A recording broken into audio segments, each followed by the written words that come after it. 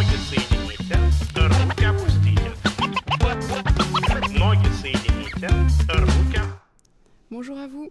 Alors la fois dernière, on avait vu Chopin à travers la littérature, à travers les livres de George Sand. Et maintenant, j'aimerais vous présenter Chopin à travers ses propres écrits et aussi à travers la musique qui l'a inspiré. Alors Chopin a écrit, donc c'est surtout sa correspondance en fait qui est intéressante. Alors on ressent dans ses lettres qu'il s'agissait d'un être extraordinaire par son honnêteté, son désintérêt pour le matériel, sa droiture, qui est de toute façon aussi rapportée par George Sand dans ses autres écrits. Ce sont des lettres majoritairement adressées à ses amis, notamment à Titus, son ami d'enfance.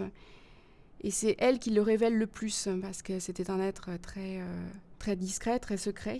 Et il s'épanchait rarement avec les autres personnes de son entourage.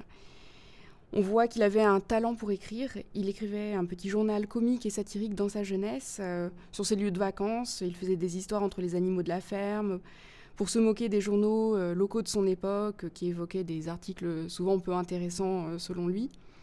Et plus tard, il décrit extrêmement bien ses sentiments de désespoir et de peur de statut d'exilé. « Mon passeport sera périmé le mois prochain. Je ne pourrai plus vivre à l'étranger. Du moins, je ne le pourrai plus officiellement.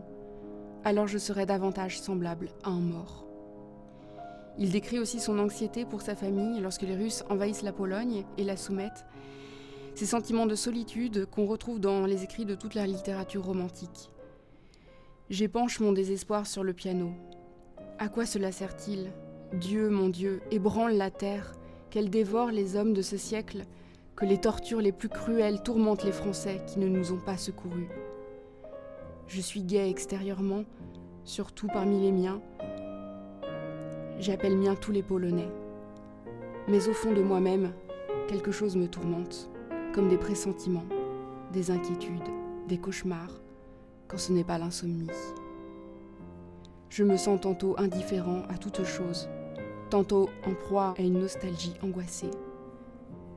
J'ai le désir de vivre, aussi bien que le désir de mourir, et j'éprouve un engourdissement total qui me rend absent de tout. Et soudain, des souvenirs précis se réveillent et me torturent. Rancœur, amertume, un affreux mélange de sentiments malsains qui me rongent et m'épuisent. On y croise aussi la première mention de George Sand à sa famille après leur première rencontre. Madame du Devant, son visage ne m'est pas sympathique et ne m'a pas plu du tout. Il y a même en elle quelque chose qui m'éloigne. Il y a aussi une lettre très touchante où il écrit à son ami le prochain rendez-vous qu'il a accepté avec George Sand quand leur relation commençait à être un peu ambiguë pour eux deux. Un entretien que George Sand lui a réclamé donc et qu'il attend et qui décidera sûrement de leur sort. Il montre à quel point il est terrorisé de cet inconnu, de ne pas savoir si c'est bien ou mal pour eux. Marliani m'a annoncé son arrivée. Que va-t-il advenir ? Dieu seul le sait. Moi, je ne me sens vraiment pas bien. Il écrit enfin beaucoup sur sa musique, ses relations avec les gens dans les salons, et la famille aussi de George Sand, notamment ses enfants. On y retrouve à la fin la fameuse dispute entre George Sand et sa fille qu'elle a chassée de sa maison et qui a décidé de la rupture du couple parce qu'il a pris la défense de Solange. Les dernières mentions de leur relation furent la lettre de rupture et leur rencontre fortuite dans un hall qu'il raconte à Solange dans une lettre. « J'attendais en bas quand votre mère est descendue. Elle m'a demandé comment je me portais.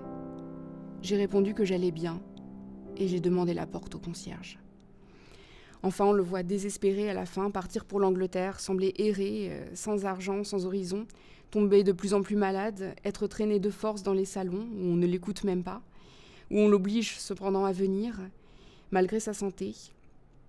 Chopin meurt, en fait, comme il a vécu, en romantique, et donc dans le sens du 19e siècle, c'est-à-dire un idéaliste qui est face à la médiocrité de la société trop matérialiste pour lui. Merci à vous de m'avoir suivi. Vous verrez dans la prochaine vidéo les œuvres littéraires qui ont inspiré Chopin et la particularité de sa musique. Merci beaucoup, bonne journée.